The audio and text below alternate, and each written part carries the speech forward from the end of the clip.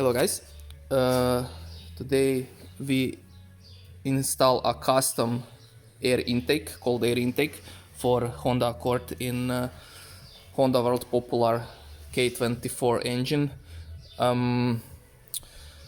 It's like HKS part and it was not fitting really well, so we customized a bit. We drilled hole for a new sensor.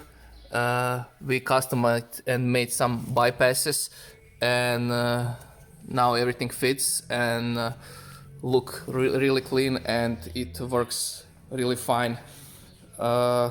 We didn't remove whole airbox. As you can see, we left part of the airbox because here is the cold air intake, so better for car that's is still here. Everything else fit perfect. It is really stable, and car is car sound is amazing now.